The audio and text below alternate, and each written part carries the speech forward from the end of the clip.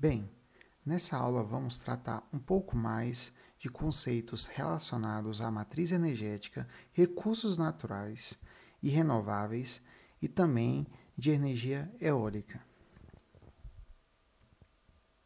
Como podemos ver nesse slide, como podemos ver nos objetivos também da aula, que são identificar as fontes e definir os impactos ambientais que tal fonte de energia vai causar, ou seja, a energia eólica pode causar no ambiente. Aqui temos na imagem alguns exemplos.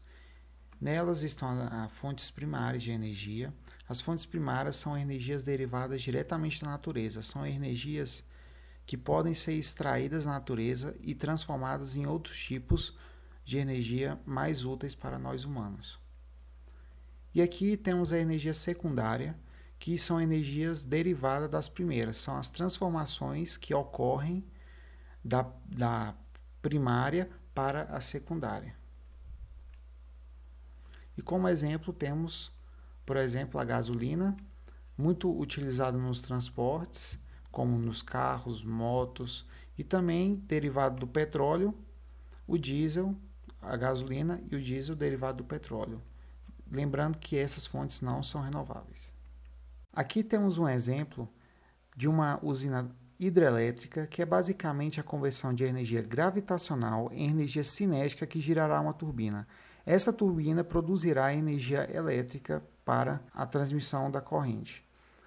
E a água seguirá seu fluxo normalmente depois disso. Aqui temos a matriz energética nacional. Basicamente, 3/4 dela é composto por energia hidráulica.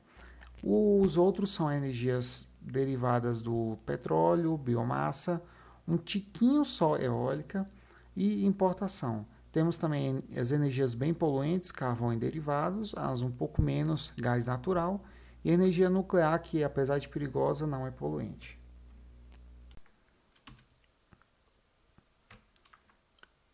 E aqui falando um pouco mais de fontes renováveis, pegando como base a energia baseada na água, ou seja, a hidrelétrica, que o Brasil usa em boa parte da sua matriz, temos todas as partes de uma energia derivada da água. Ou seja, a água é uma energia renovável, por quê?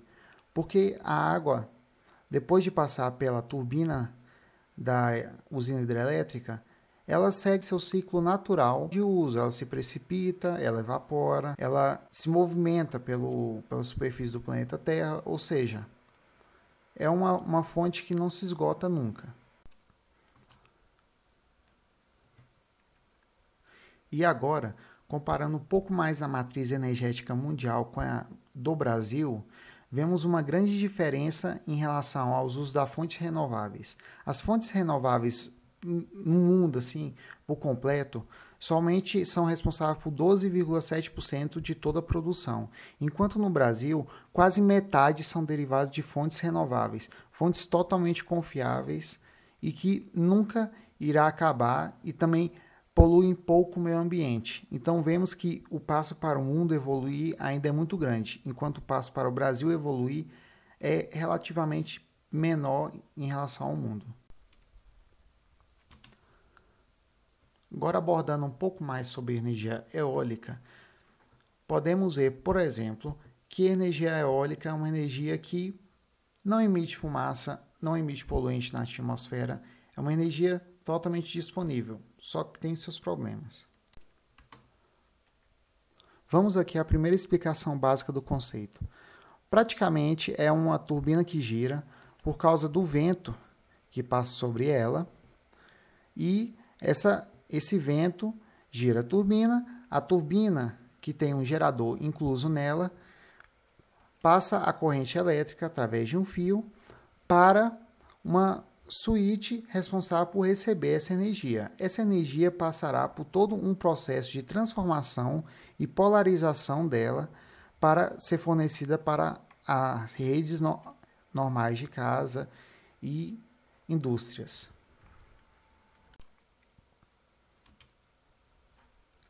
Mas por que é interessante explorar o vento como forma de energia?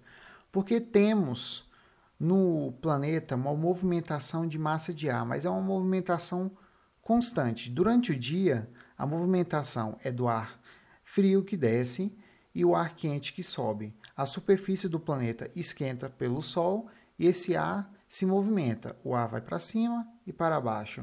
E esse vento produzido pela movimentação do ar, ela causa uma movimentação nas hélices da turbina. E a movimentação nas hélices da turbina causa uma movimentação no eixo do gerador e o gerador gera uma energia. Mesma coisa à noite, ou seja, é algo constante que sempre tem e não está em falta. Por exemplo, a energia solar, ela só está disponível durante o dia. A energia eólica não. Ela pode estar disponível a qualquer momento, desde que tenha vento. E esse é o principal problema. O vento ele pode não estar disponível em alguma hora, ou ele pode não estar disponível, por exemplo, agora, não estar disponível depois, e isso não é uma forma constante. É mais usado, a energia eólica atualmente é mais usada como uma forma de backup. Aqui vemos um pouco mais de um diagrama da produção de energia eólica em todo o Brasil. Vemos, por exemplo, que a parte que mais concentra a produção de energia eólica é no Nordeste brasileiro, principalmente nas áreas litorâneas, como explicado no slide anterior, a formação dos ventos. Essa energia é responsável por uma pequena parte só do sistema nacional e não é tão confiável assim, porque nem a todo momento tem vento.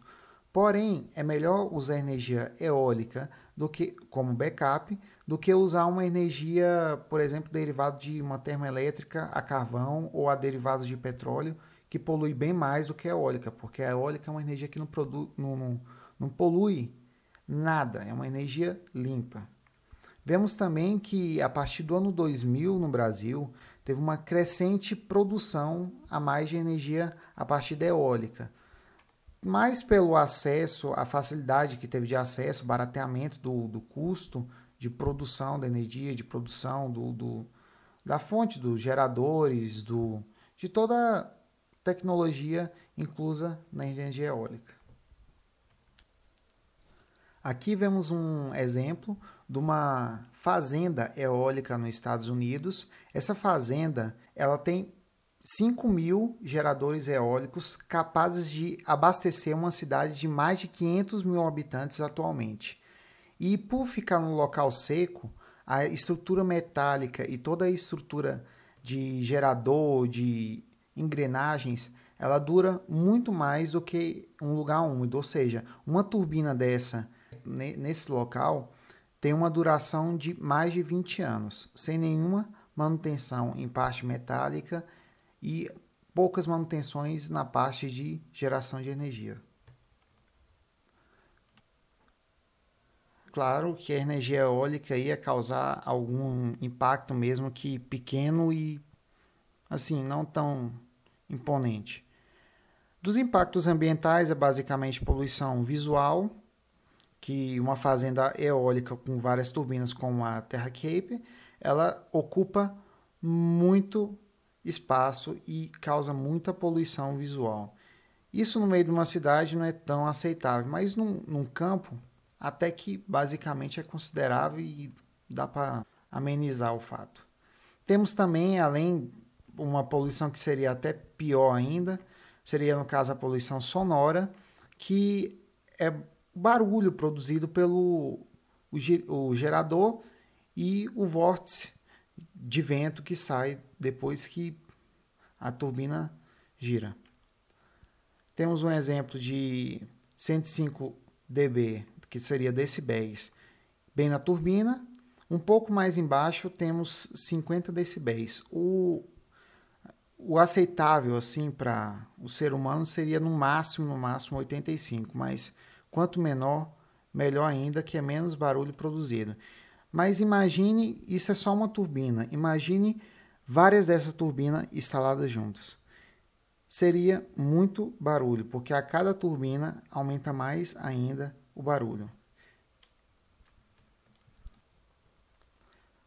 E quando você esquece de projetar corretamente o local que a turbina irá ficar, além de você não ter tanto acesso assim a ventos e tal, Você acaba prejudicando seu projeto, a turbina perdendo mais eficiência do que ela poderia ter. Também temos um impacto sobre a fauna, que seria colocar uma turbina eólica no meio de uma rota de migração de aves, por exemplo. Isso não seria aceitável porque poderia causar alguns acidentes com aves mortas e aumentar o índice no local da morte de aves, da morte de outros animais e também o desmatamento da área, que a área para instalação de turbinas ela tem que ser desmatada ou tem que ser já uma área de campo.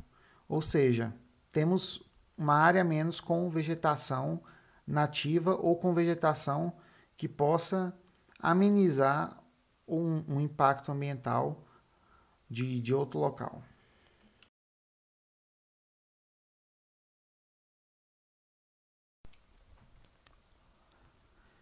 De outros impactos, temos os impactos eletromagnéticos, que basicamente o gerador da turbina eólica é nada mais do que um ímã que usa polarização.